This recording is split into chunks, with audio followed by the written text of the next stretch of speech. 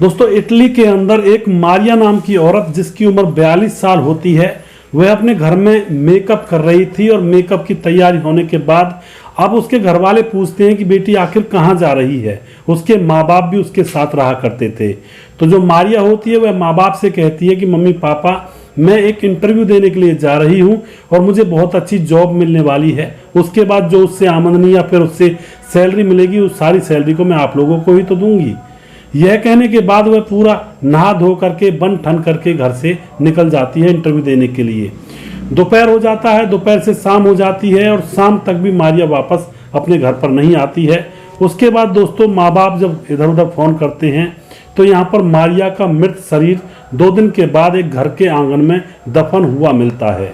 आखिर क्या हुआ था उस मारिया के साथ और क्या उसके साथ घटना घटी थी, पूरी जानकारी यहाँ पर लेने वाले हैं। वीडियो को अंत तक जरूर देखिएगा। आज की इस घटना में हम लोगों को बहुत कुछ पता लगेगा कि किस तरह से लोग एक दूसरे के साथ प्यार का ढोंग करते हैं, प्यार का ड्रामा करते हैं, बल्कि असलियत में उनकी नज़रों में अपने दूसरे पार्टनर की जिंदगी की अहमियत बिल्कुल जीरो के समान होती है। तो पूरी जानकारी लेने वाले हैं, वीडियो को अंत तक जरूर देखिएगा। नमस्कार, मैं हूं सुदेश कुमार और तिरछी बात चैनल में आपका स्वागत है। यह घटना इटली के अंदर घटित होती है, जहां पर एक मारिया नाम की 42 साल की एक औरत रहा करती है। शादी उसकी पहले हुई थी, लेकिन शादी के बाद उसका तलाक हो जाता है तो वह अपने मम्मी पापा के पास आकर उनके ही घर में रहने लगती है। घर बहुत बड़ा था, घर के नीचे एक बेसमेंट भी था जो कि खाली पड़ा हुआ था, क्योंकि ये 3 ही लोग थे। मारिया को कोई बच्चा भी नहीं हुआ था। 3 लोग थे, मारिया और उसके माँ बाप।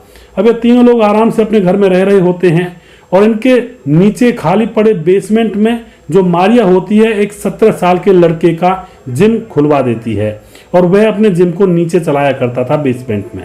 अब यहाँ पर क्या होता है दोस्तों, जैसा कि मैंने आपको बताया कहानी के स्टार्टिंग में, मारिया मेकअप करने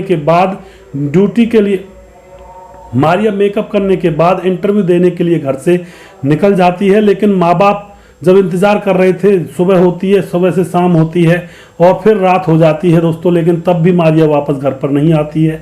माँ बाप मारिया के फ़ोन पर लगातार फ़ोन कर रहे थे, लेकिन मारिया का फ़ोन भी स्विच ऑफ बोल रहा था। माँ बाप को बड़ी चिंता होती है कि आखिर मारिया गई तो गई कहाँ, वह हमारे पास फ़ोन भी नहीं कर रही है। माँ बाप परेशान हो जाते हैं, पूरे दिन भर और पूरी रात भर अपने रिश्तेदारों के पास फ़ोन करते हैं और मारिया के यार दोस्तों के पास फ़ोन किया जाता है, लेकिन कहीं पर भी मारिया पहुंची ही नहीं थी। अब तो सुबह जैसी होती है तो पुलिस के पास वह माँ बाप जाते हैं और जाकर के सारी घटना पुलिस के सामने बयां कर देते हैं और कहते हैं कि हमारी बेटी कल की घर से गई है लेकिन वापस नहीं आई है और ना ही उसका फ़ोन चालू है, उसका फ़ोन भी स्विच ऑफ बोल रहा है। अब पुलिस मामले की गंभीरता को लेकर के इस केस के ऊपर काम करना स्टार्ट कर देती है और उसके बाद मारिया के घर पर पुलिस आती है और वहाँ पर जांच पड़ताल करती है। उसके बाद मारिया की कॉल डिटेल्स वगैरह निकाली जाती हैं तो पता चलता है कि मारिया ज़्यादातर फ़ोन उस बेसमेंट में बने हुए जिम के ट्रेनर, जिसका नाम होता है डेविड, जो कि 17 साल का लड़का है, उससे ज़्यादातर बातचीत किया करती थी।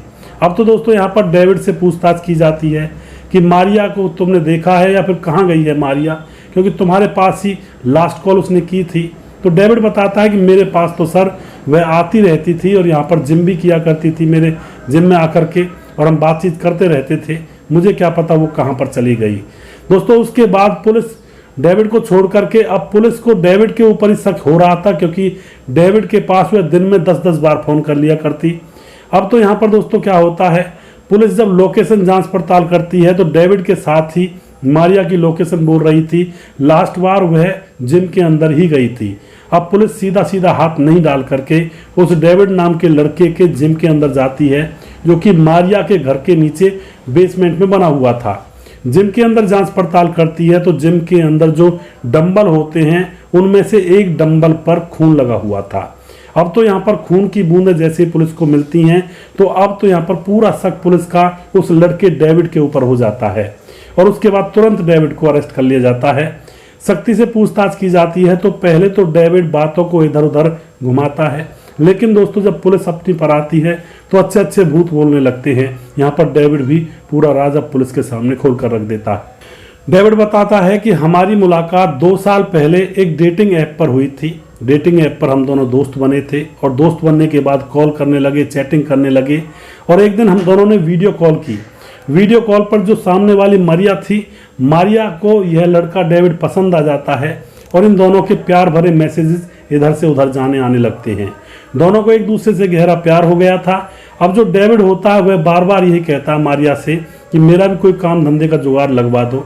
तो मारिया जैसे कि डेविड से प्यार करने लगी थी, तो मारिया डेविड को मिलने के लिए एक होटल में बुलाती है और वह एक कमरा बुक करते हैं और उस कमरे के अंदर दोनों एक दूसरे से मन की बातें करते हैं और मन की बातें करते करते उन दोनों के संबंध बन जाते हैं।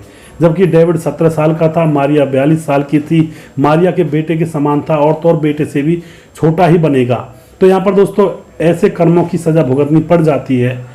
अब मारिया और डेविड के रोज रोज संबंध बनने लगते हैं। जब भी इनको मिलना होता है तो यह होटल की लोकेशन वगैरह बता दिया करते एक दूसरे को और दोनों रातें रंगीन किया करते, कई बार दिन में भी मिल लिया करते। धीरे धीरे जब 1 साल गुजर जाता है तो अब जो डेविड होता है वह कहता है कि मुझे जिम खोलना है। तो जैसे ही उसकी इच्छा सुनती है मारिया, तो मारिया को याद आता है कि उसके घर का जो बेसमेंट है वह खाली पड़ा हुआ है। तो वह डेविड से कहती है कि तुम चिंता मत करो, जिम खोलने के लिए जगह मैं तुम्हें बताऊंगी और तुम जो भी सामान लेकर आओगे उस सामान में भी कुछ तुम्हें पैसे वगैरह दे दूंगी। तो मारिया डेविड को अपने साथ अपने घर ले जाती है, अपने माँ बाप से मिलवाती है और उनसे कहती है कि यह लड़का हमारे बेसमेंट में जिम खोलना चाहता है। तो कोई दिक्कत नहीं होती है, बात तय हो जाती है। उसके बाद जो डेविड होता है बहुत सारा सामान जिम का जो होता है, डंबल वगैरह है, मशीनें हैं, वो ला करके उनके बेसमेंट में जमा देता है और एक अच्छा खासा जिम वहाँ पर चलने लगता है। लेकिन दोस्तों मारिया जो थी उसने इसी वजह से वहाँ पर जिम खुलवाया था कि जिससे कि मेरी और इसकी मुलाकात जल्दी जल्दी होती रहे और अब तो मैं जिम भी लगा लूँगी, जा कर के अपने जिम भी किया करूँगी जिससे कि शरीर सही रहे। ऊपर से मारिया डेविड से कह देती है कि तुम्हें किराया देने की कोई ज़रूरत नहीं है और तुम ऐसे ही रह सकते हो, क्या मैं तुम्हारे लिए इतना भी नहीं कर सकती।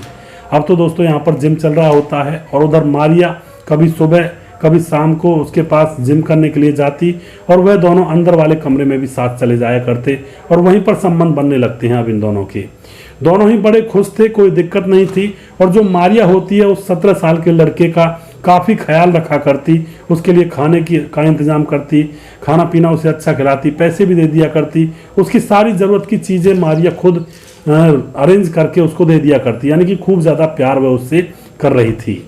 अब तो यहाँ पर दोस्तों क्या होता है, अब 19 सितंबर की बात होती है। 19 सितंबर 2024 को जो डेविड होता है वह मारिया से कहता है कि चलो कहीं घूमने के लिए चलते हैं और कहीं दूर घूम कर आएंगे, यहाँ पर परेशान हो गए हैं। तो मारिया तैयार हो रही होती है और माँ बाप से मारिया यही कहती है कि मैं इंटरव्यू के लिए जा रही हूँ और मेरा इंटरव्यू है, उसके बाद अच्छी जॉब लग जाएगी, अच्छी खासी इनकम हो जाएगी। लेकिन वह जा रही थी उस लड़के डेविड के साथ डेट पर। अब तो वह डेविड के साथ डेट पर जाने के लिए उसके बेसमेंट में बने हुए जिम के अंदर चली जाती है। लेकिन डेविड अपने मन में न जाने क्या सोच कर बैठा हुआ था, वह तुरंत एक डंबल उठाता है। पहले तो वह संबंध बनाता मारिया के साथ वहीं पर और उसके बाद एक डंबल उठाता है और मारिया के सर में देकर मार देता है। मारिया की चीख भी नहीं निकलती है और मारिया वहीं पर बेहोश होकर गिर जाती है और धीरे धीरे उसका खून बह जाता है और उसकी मौत हो जाती है। उसके बाद डेविड जो होता है उसकी लाश को अपनी गाड़ी में रख करके और उसको ले जाता है अपने पुराने वाले मकान में। उसका पुराना मकान भी थोड़ी ही दूरी पर था और वहाँ ले जा करके उस मकान के आंगन में गड्ढा खोद करके, क्योंकि वह मकान खाली पड़ा हुआ था, वहाँ पर कोई रहता नहीं था, खंडर जैसा था, उसमें गड्ढा खोद करके उसकी लाश को दफन कर देता है और उसके बाद अपने जिम पर दोबारा से आ जाता है। अब यह बात वह पुलिस के सामने बताता है, लेकिन पुलिस उससे यह पूछती है कि तुमने उसकी जान क्यों ली। तो अगले ही क्षण जो यह लड़का डेविड होता है यह पुलिस के सामने एक अचंभे वाली बात बताता है। वह बताता है कि मैंने जान इसलिए ली, मेरी कोई दुश्मनी नहीं थी मारिया से, जबकि वह तो मेरा बहुत ख्याल रखती थी। मैंने सिर्फ यह जानने के लिए उसकी जान ली कि किसी को मारने के बाद कैसा महसूस होता है। इसके लिए दोस्तों उसने YouTube पर भी सर्च किए थे कि किस तरह से करें काम और किस तरह से लाश को ठिकाने लगाएं। पुलिस उसका सोशल अकाउंट भी जब खंगालती है YouTube वगैरह पर सर्च जो की थी, तो पुलिस को पता लग जाता है कि इसने ही यह कांड किया है और फिर उन चीज़ों को सबूत के तौर पर रखा जाता है। सिर्फ इसलिए इस लड़के ने उसकी हत्या कर दी जो इसकी खूब देखभाल कर रही थी, इसके साथ रह रही थी, इसको शारीरिक सुख दे रही थी। सिर्फ यह जानने के लिए उसको रास्ते से हटा दिया कि मारने के बाद कैसा सुख मिलता है, आखिर कैसा अनुभव होता है। तो दोस्तों आज के ज़माने में किसी के दिमाग में न जाने कौन सी चीज़ पैदा हो जाए, किसी का कोई पता नहीं होता है। इसीलिए सावधान रहें, कभी भी ऐसे अवैध रिश्तों में ज़्यादा ना पड़े दोस्तों, क्योंकि न जाने किसका दिमाग कब खुल जाए और क्या कर बैठे। बहुत बुरा यहाँ पर होता है।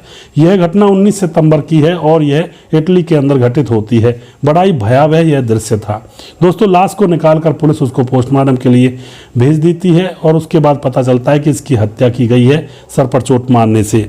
इधर जो मारिया के माँ बाप थे वो रो रो कर बहुत ज़्यादा परेशान थे, क्योंकि उनका ना कोई बेटा था, सिर्फ यह अकेली बेटी थी, इनकी देखभाल कर रही थी। अब वह किस तरह से रहेंगे। और जो डेविड था, और डेविड को जेल में डाल दिया जाता है।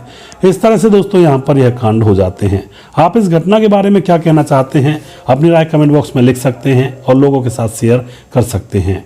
दोस्तों वीडियो के लास्ट में कुछ भाइयों के मैं यहाँ पर नाम जरूर लेना चाहूँगा। हमारे साथ हैं राब मोहम्मद यासीन, लाहौर पाकिस्तान से हैं, और सुशील चौधरी हमारे भाई जो कि कह रहे हैं कि बहुत खूब भैया जी, बहुत बहुत धन्यवाद सुशील जी।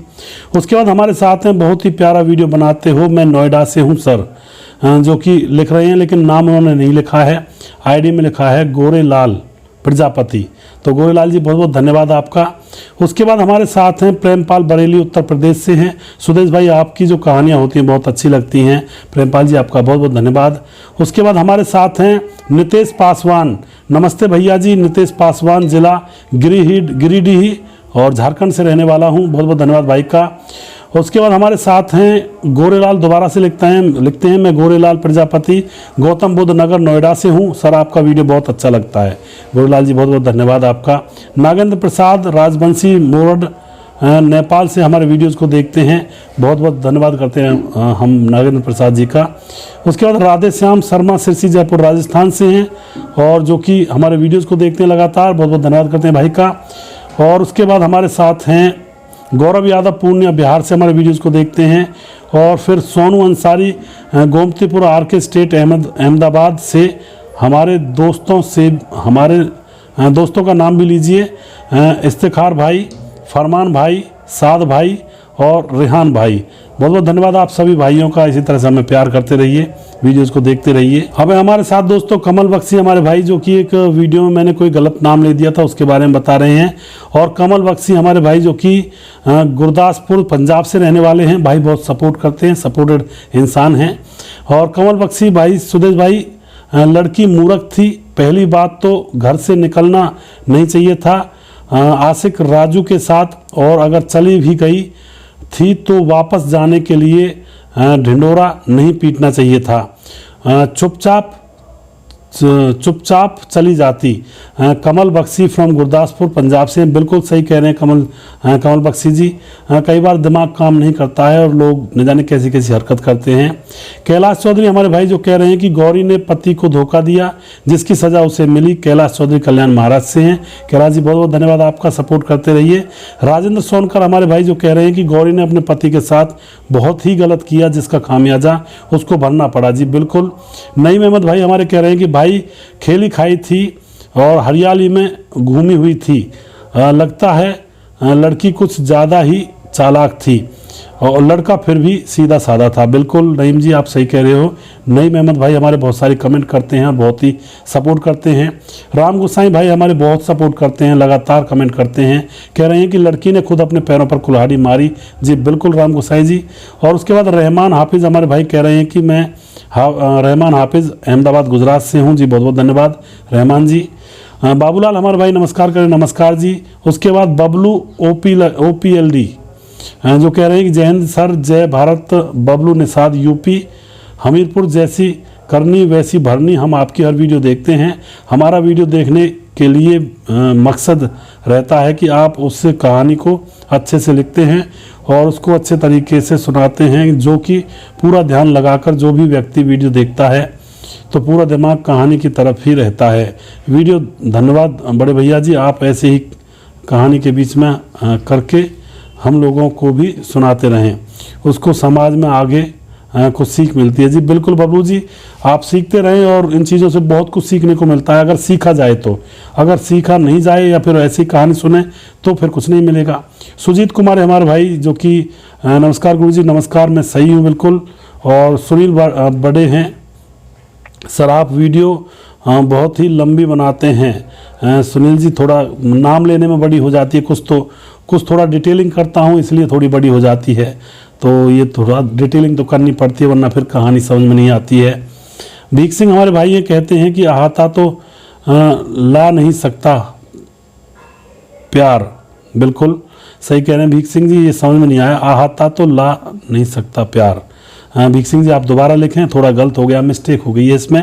विजय कुमार हमारे भाई ये कह रहे हैं कि सर जब ये लड़की की शादी हो गया था तो भगवान नहीं चाहिए, भागना नहीं चाहिए था किसी के साथ और खुश रहना चाहिए था। बिल्कुल विजय कुमार जी हमारे बहुत पुराने फॉलोवर हैं, 3-4 साल से देखते हैं। और गोविंद कश्यप हमारे भाई, राम राम सा गोविंद कश्यप इटावा से हैं। भीख सिंह कह रहे हैं कि क्या बात कही, टाटा बिरला नहीं था। जी बिल्कुल भीख सिंह जी, कहानी के हिसाब से कई बार निकल जाते हैं शब्द। और राजा हुसैन हमारे भाई, अस्सलाम वालेकुम जी। रमेश कुशवाहा हमारे भाई, नाइस सर नाइस जी। और नरेश पाल सिंह हैं, स्टोरी है सर, नाइस स्टोरी है, बहुत बहुत धन्यवाद। उसके बाद आमना खातून, नाइस वीडियो जी, बहुत बहुत धन्यवाद। परियाल गुडारो हमारे वीडियोस पर कमेंट करते हैं और बहुत बहुत धन्यवाद करते हैं हम सभी का। दोस्तों इसी तरह से वीडियोस को देखते रहें और हमें सपोर्ट करते रहें। अगला वीडियो बहुत जल्दी फिर से लेकर आऊँगा, तब तक आप खुश रहें, सावधान रहें। जय हिंद, जय भारत।